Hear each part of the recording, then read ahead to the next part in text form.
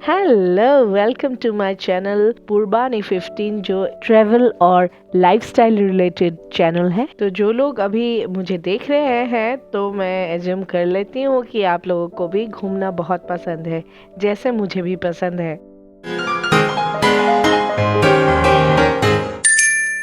माफ कीजिएगा, तबीयत ठीक नहीं था, इसलिए मेरा एपिसोड देर हो गया है इस बार का। अगर हम कहीं जाने के लिए प्लान बनाते हैं तो कैसे कैसे जगह के लिए जाने का प्लान बनाते हैं, जैसे कश्मीर, महाराष्ट्र में मुंबई हो गया, फिर पास में गोवा, वैसे शिमला हो गया, मनाली हो गया, फिर केरला हो गया, फिर नॉर्थ ईस्ट में काजीरंगा हो गया, है ना।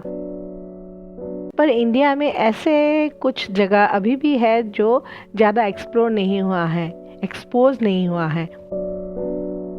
आज हम आपको जिस जगह के बारे में बताएंगे और दिखाएंगे वो जगह परिवार और दोस्तों के साथ छुट्टियां बिताने के लिए एक हरी भरी और शांत पर्यटन स्थल है।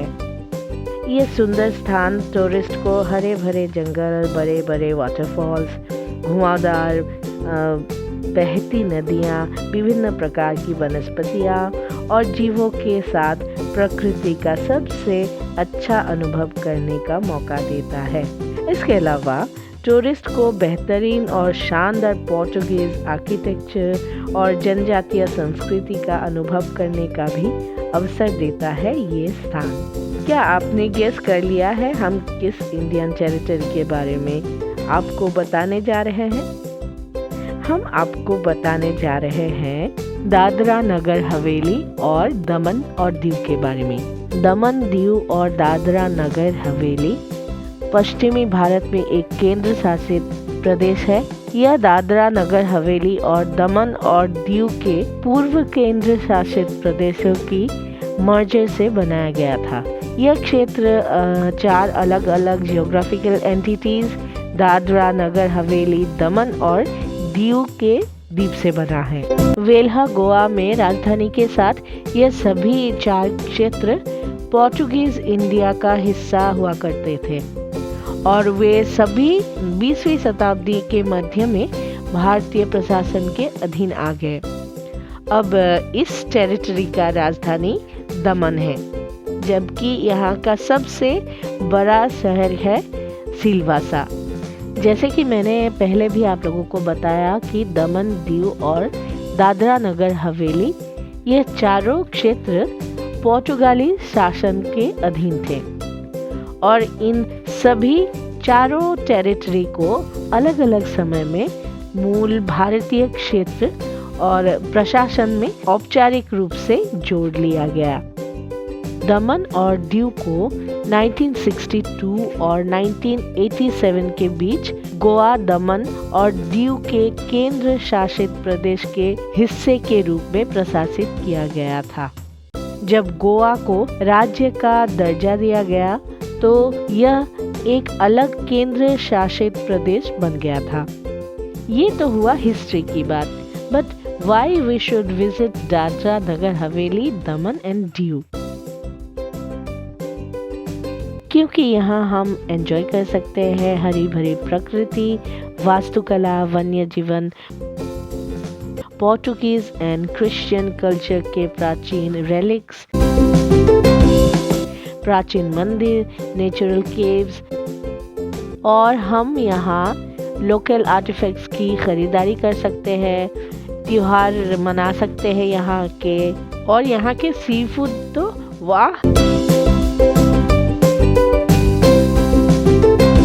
गुजरात और महाराष्ट्र राज्य के मध्य में स्थित दादरा और नगर हवेली, दमन और दीव एक केंद्र शासित प्रदेश है जो एक सुंदर जलवायु से समृद्ध है और इसे भारत में सबसे अच्छे पर्यटन स्थलों में से एक बनाता है।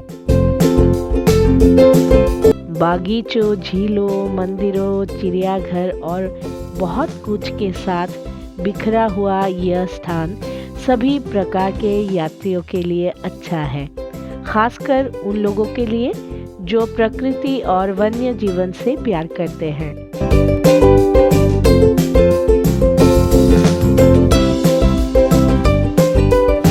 दमन, दीव, दादरा और नगर हवेली के पर्यटन आकर्षणों के बारे में बात करें तो सबसे पहली और सबसे इम्पॉर्टेंट चीज़ जो टूरिस्ट का ध्यान खींचती है वो है पूरे क्षेत्र में फैली हुई पोर्टुगीज आर्किटेक्चर।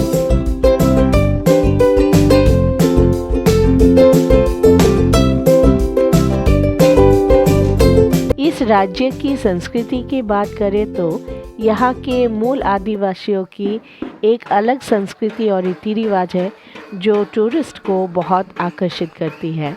यहाँ की जनजातियों में कोकना, वर्ली, कोली, डोडिया, कठोड़ी, नायका और दबला शामिल है। गीत और नृत्य इन आदिवासी समूहों का एक अनिवार्य हिस्सा है जिसे दादरा नगर हवेली, दमन और दीव में आयोजित हर अवसर पर आसानी से देखा जा सकता है, चाहे वो फसल हो या शादी और मृत्यु। इस क्षेत्र में मनाए जाने वाले अन्य सभी त्योहारों में अखात्रीज, दिवासोल, बरस, मानसून मैजिक फेस्टिवल, टारपा फेस्टिवल और नारियली पूर्णिमा मुख्य है। प्राकृतिक सुंदरता की खोज के अलावा आप दादरा नगर हवेली और दमन दीव के व्यंजनों को भी टेस्ट कर सकते हैं और मज़ा ले सकते हैं। इसमें दाल, कड़ी और मीठी दाल शामिल है। इसके अलावा ये जगह सी फूड के लिए भी बहुत लोकप्रिय है। यहाँ के क्रैब मीट का बहुत आनंद लेते हैं टूरिस्ट।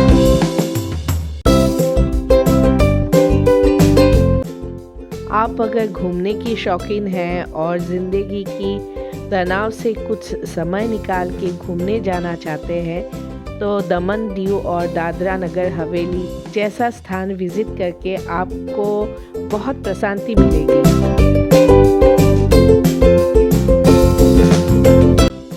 क्योंकि मैं ये तो ऑलरेडी बता ही चुकी हूँ कि दादरा नगर हवेली और दमन दीव की यात्रा टूरिस्ट को नेचर के साथ एकात्म होने की, आदिवासी संस्कृति के बारे में जानने की, शानदार वास्तुकला देखने की और बहुत डिलीशियस समुद्री भोजन का स्वाद चखने की एक शानदार मौका देती है।